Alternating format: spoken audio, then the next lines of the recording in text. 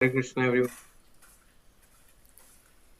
ॐ अज्ञानतिमिरान्धस्य ज्ञानाञ्जनशलाकया चक्षुरुन्मिलितं येन तस्मै श्रीगुरवे नमः. I was born in the darkest of ignorance, and my spiritual master opened my eyes with the torch of knowledge. I offer my respectful obeisances unto him. नमा ॐ विष्णुपादाय कृष्णप्रेष्ठाय भूतले श्रीमते भक्तिवेदान्त स्वामिनिति नामिने. नमस्ते सारस्वते देवे गौरवाणी प्रचारिणे निर्विशेषा शून्यवादी पाश्चात्यदेशतारिणे. जय श्री कृष्णा चैतन्या प्रभु नित्यानंदा श्री अद्वैत गदाधर श्रीवास आदि गौर भक्तवृंदा. हरे कृष्णा कृष्णा कृष्णा हरे हरे, हरे राम राम राम हरे हरे. वाञ्छाकल्पतरुभ्यश्च कृपा सिन्धुभ्यैव च पतितानां पावनेभ्यो वैष्णवेभ्यो नमो नमः.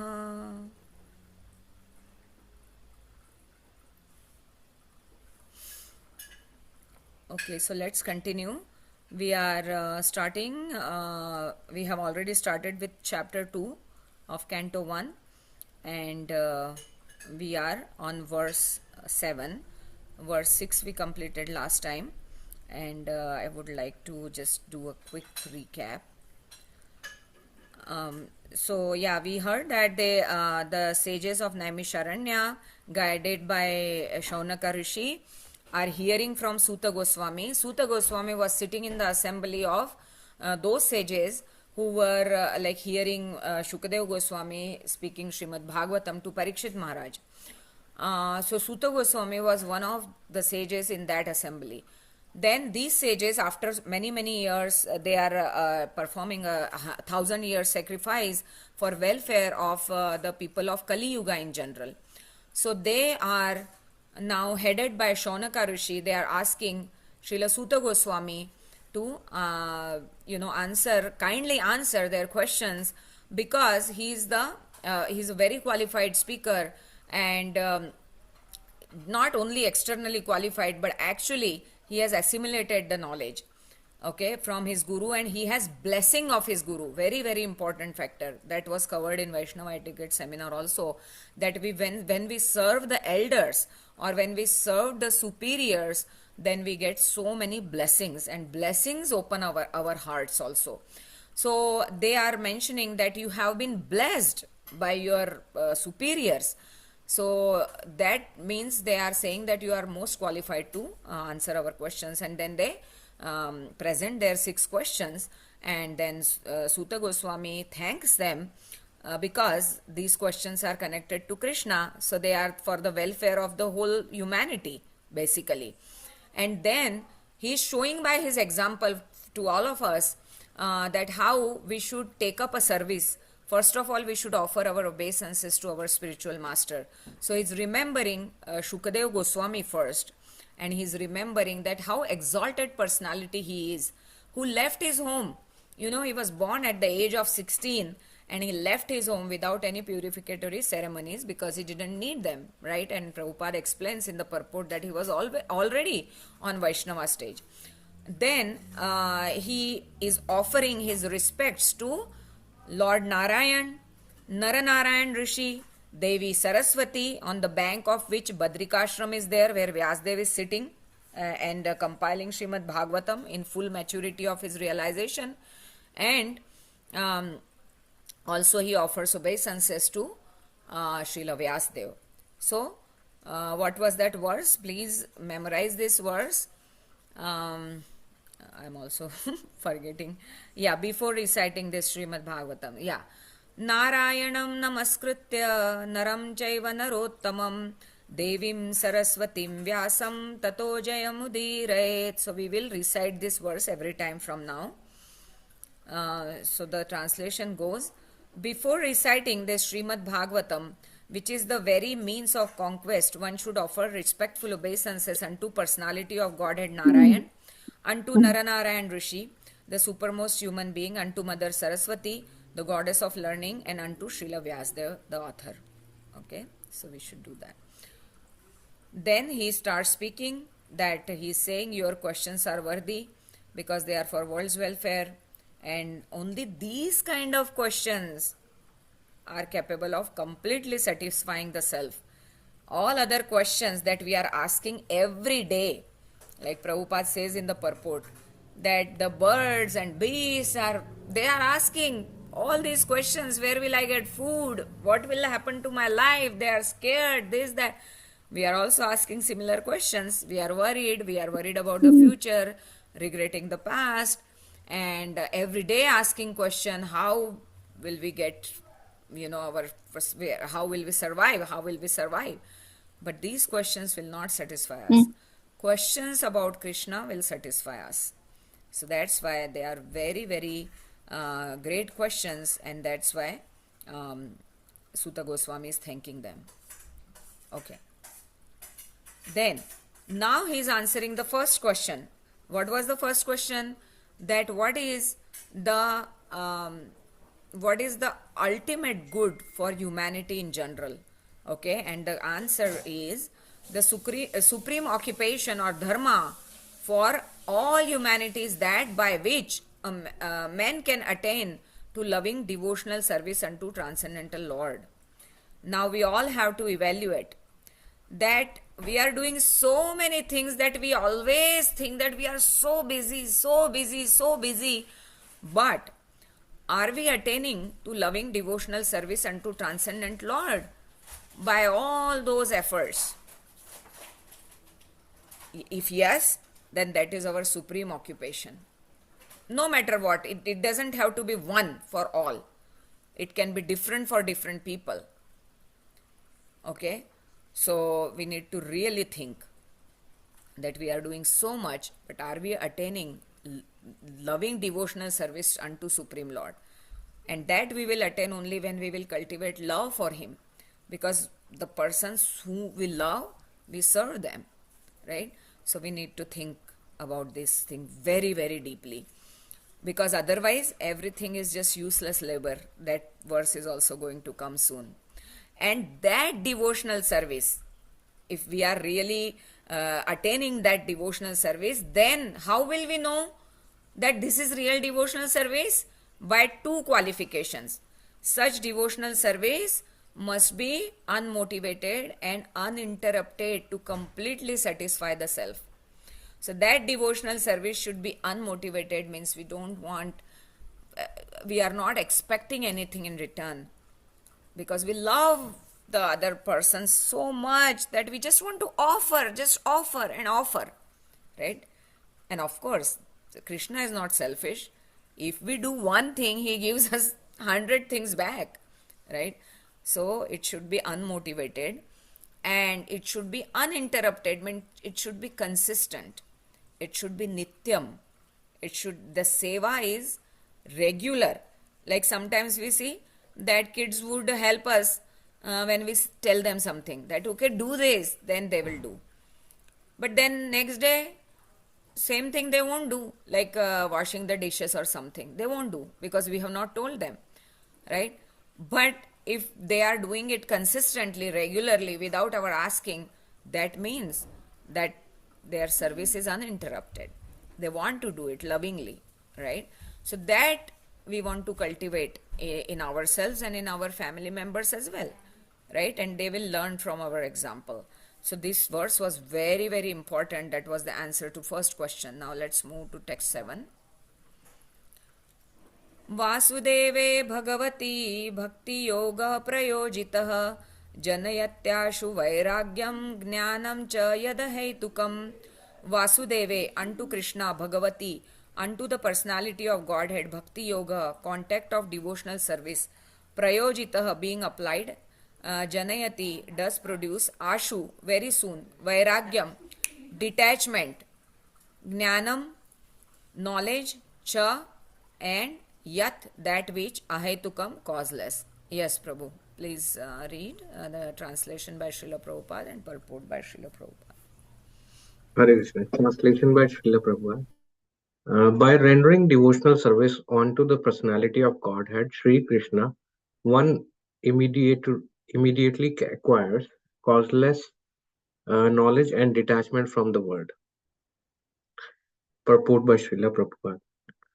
Those who consider devotional service to the Supreme Lord Sri Krishna to be something like material emotional affair may argue that in the revealed scriptures, sacrifice, charity, austerity, knowledge, mystic powers, and similar other processes of transcendental realizations are recommended. According to them, bhakti, or the devotional service of the Lord, is meant for those who cannot perform the high grade activities.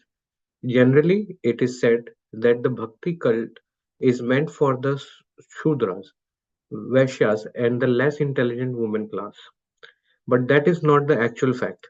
The bhakti cult is the topmost of all transcendental activities, and therefore it is simultaneously sublime and easy. It is it is sublime of the pure devotees who are serious about getting in contact with the Supreme Lord, and it is easy for the neophytes who are just on the threshold of the house of bhakti to achieve the contact of the Supreme Personality of Godhead. Sri Krishna is a great science, and it is open for all living beings, including the Shudras, Vaishnavas, women, and even those lower than the low-born Shudras. So, what to speak of the high-class men like the qualified Brahmanas and the great self-realized kings? The other high-grade activities designated as sacrifice, charity, austerity, etc., are all corollary factors following the pure and scientific bhakti cult. The principles of knowledge and detachment are two important factors on the path of transcendental realization. The whole spiritual process leads to perfect knowledge of everything material and spiritual, and the results of such perfect knowledge are that one becomes detached from the material affection and becomes attached to the spiritual activities. Becoming detached from material things does not mean becoming inert altogether. As men with a poor fund of knowledge think, nishkarma means not undertaking activities that will produce good or bad efforts. Negation does not mean negation of the positive. Negation of the non-essential does not mean negation of the essential. Similarly, detachment from material forms does not mean nullifying the positive form. The bhakti cult is meant for realization of the positive form. When the positive form is realized, the negative forms are automatically eliminated. Therefore, with the development of bhakti cult, with the application of positive service to the positive form, one naturally becomes detached from the inferior things, and he becomes attached to the superior things. Similarly, the bhakti cult, being the supermost occupation of the living being, leads him out of material sense enjoyment. And that is the sign of pure devotee. He is not a fool, nor is he engaged in the inferior energies, nor does he have material values. This is not possible by dry reasoning. It actually happens by the grace of the Almighty. In conclusion, one who is pure devotee has all other good qualities, namely knowledge, detachment, etc. But one who has only knowledge or detachment is not necessarily well acquainted with the principles of the bhakti cult. Bhakti is the supermost occupation of the human being. Thank you so much, Prabhu. Thank Uh, you. so, yeah, in this purport is we can see in two parts that one immediately acquires causeless knowledge. Okay, so Prabhupada spoke about knowledge, and then secondly he spoke about detachment. So we by rendering devotional service means when we are like from our heart we are offering something to the Lord, then we will attain knowledge and detachment automatically, as just they are just the result of our devotional service. But sometimes people go opposite way. They say that we first need to attain knowledge and detachment, then only we can have bhakti for the Lord. That's totally opposite approach, right? And we cannot do that. We cannot acquire knowledge and detachment on our own. So we just have to perform bhakti, and knowledge and detachment will automatically come. So like he's saying that many school of thoughts say that, oh, bhakti is very simple, it is for less intelligent people. But if you have to do something really high class, then you have to learn the shlokas and acquire a lot of knowledge and this and that. But that has been refuted by Srila Prabhupada here, that by this verse it is proved that knowledge, like for example Vrajavasis, it looked like they didn't have any like shastric knowledge or something, but this was not the fact. Otherwise they would not have carried that much of love for Krishna. They knew in their heart, right, Krishna's position, but the Leela Shakti of Krishna was making them forget that Krishna is Supreme Personality of Godhead. So the knowledge comes causelessly. And then detachment is what Prabhupada is saying. Detachment, negation of non-essentials does not mean negation of essential. Means what? We are attached to false things, but if we really get attached to Krishna, his devotees, his devotional service, kirtan, I mean, whatever is connected to Krishna, and in one sense, everything is connected to Krishna, but there are things which take us away from Krishna also, right? For example, intoxication, gambling, illicit relationships, all these things take us away from Krishna. So, although everything is connected to Krishna in this material world, but some things take us away, means opposite direction. Okay, path is the one, but one takes opposite, and some things take toward Krishna. So, we should attach ourselves to things related to Krishna. Okay, and negate the temporary and false things which are not connected with Krishna. So, like if we are connecting with our children, then we should always think that they are Krishna's children, they are part and parcel of Krishna. So, I have to take care of them in that way. Okay, serve them properly. Of course, we have, responsibility of disciplining them, but disciplining also in a very, very nice way. Okay, not in a controllership mentality. Okay, and then also maintaining our house, cooking for Krishna, or singing for Krishna, doing drama for Krishna. All these things can be connected to Krishna. So, this is what positive engagement or positive attachment. Okay, but we need to detach from temporary things, but also we don't have to do ourselves. Okay, that, oh, I have to detach. Our process is not neti process like Mayavadi school. Our process is like attachment to Krishna. By positive attachment, automatically detachment from temporary is established. Okay, that is again, that is a causeless byproduct of devotional service. Okay, so remember, this verse is also very important. Vasudeve Bhagavati Bhakti Yoga Prayojita Janayatyashu Vairagyam. Ashu, you have heard Ashu Kavi are there. So Ashu Kavi means what? They write poems immediately, right on the spot. So here is also Ashu word is there. Ashu means very soon, right? Jane atyashu vairagyam jnanam cha yada hetukam. So when we perform bhakti to at the lotus feet of Lord Vasudev, then all the people get such people get knowledge and detachment very soon, immediately. They acquire causeless knowledge and detachment. This verse is very important.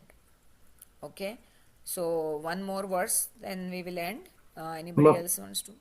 Mataji, one question I had for that, like maybe it's just the Mm-hmm. timing of when these scriptures were written, but something which probably I would like to ask is like women being considered of low, low knowledge or low intelligence in the previous verse, like I mean, is the verse saying that, or is this purport like probably written at that time, and probably it's like the wordings like that, just to tell about it. Yeah, no, there are multiple reasons, Prabhu. Mm-hmm. Because for women, they have emotional intelligence better than men, Mm-hmm. but men has analytical intelligence more. Okay, and for the school of jnana, analysis is required. A lot of analysis is required. Like all the Sanskrit word, they tear them apart. All the sandhis, they break them, and all that. You know, in that sense, it is being said because women are emotionally sophisticated than men. Okay, so Yeah. their brain structure is like that. Okay, Mm. so yeah, so it is not condescending. It's scientifically it's like that, and spiritually, Prabhupada said like some woman disciple asked him, Prabhupada, women are less intelligent. This is written here. Then Prabhupada told her that if you think that you are a woman, then you are really less intelligent. What does that mean is you are identifying with your body, and what I am Mm. teaching you is you are a spirit soul, and spirit soul is not man or woman, like they are transcendental to all these designations, right? So from that perspective also Prabhupada is saying.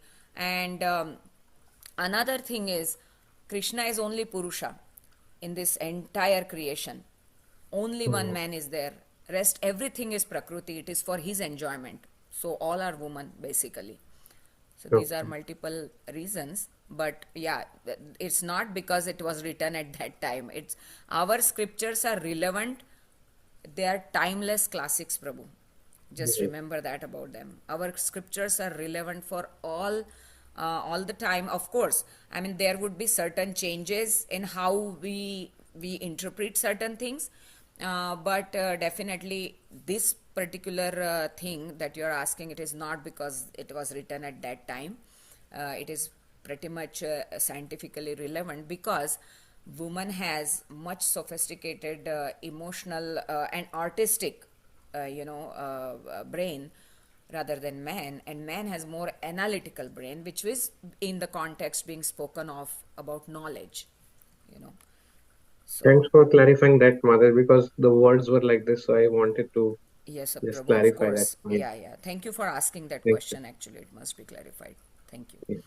Yes, Mataji, kindly continue with this verse. Thank you, Mataji. 1.2.8 Dharma swanusthita pumsam vishvaksena kathasuya notpadyed ratim shrama evihi kevalam. Dharma occupation swanusthita Sanistita executed in terms of one's own position, Pumsam of humankind, Vishwaksena, the personality of Godhead, plenary portion, Kathasu, in the message of Yah, what is, no, not, Utpadayet, does produce, Yadi, if, Ratim, attraction, Shramaha, useless labor, Eva, only, he, certainly, Kevalam, entirely. Translation: the occupational activities a man performs according to his own position are only so much useless labor if they do not provoke attraction for the message of personality of Godhead. Purport by Srila Prabhupada. There are different occupational activities in terms of men's different conception of life. To the gross materialist who cannot see anything beyond the gross material body, there is nothing beyond the senses. Therefore, his occupational activities are limited to concentrated and extended selfishness. Concentrated selfishness centers around the personal body that is generally seen amongst the lower animals. Extended selfishness is manifested in human society and centers around the family, society, community, nation, and world with a view of gross bodily comfort. Above these gross materialists are the mental speculators who hover aloft in the mental spheres, and their occupational duties involve making poetry and philosophy or propagating some ism with the same aim of selfishness limited to the body and the mind. But above the body and mind is the dormant spirit soul, whose absence from the body makes the whole range of bodily and mental selfishness completely null and void. But less intelligent people have no information of the needs of spiritual soul. Because foolish people have no information of the soul and how it is beyond the purview of the body and mind, they are not satisfied in the performance of their occupational duties. The question of the satisfaction of the self is raised herein. The self is beyond the gross body and subtle mind. He is the potent active principle of the body and mind. Without knowing the need of the dormant soul, one cannot be happy simply with emolument of the body and mind. The body and the mind are but superfluous outer coverings of the spirit soul. The spirit soul needs must be fulfilled. Simply by cleansing the cage of the bird, one does not satisfy the bird. One must actually know the needs of the bird himself. The need of spirit soul is that he wants to get out of the limited sphere of material bondage and fulfill his desire for complete freedom. He wants to get out of the covered walls of the greater universe. He wants to see the free light and spirit. That complete freedom is achieved when he meets the complete spirit, the personality of Godhead. There is a dormant affection for God within everyone. Spiritual existence is manifested through the gross body and mind in the form of perverted affection for gross and subtle matter. Therefore, we have to engage ourselves in occupational engagement that will evoke our divine consciousness. This is possible only by hearing and chanting the divine activities of the Supreme Lord. And any occupational activity which does not help one to achieve attachment for hearing and chanting the transcendental message of Godhead is said herein to be simply a waste of time.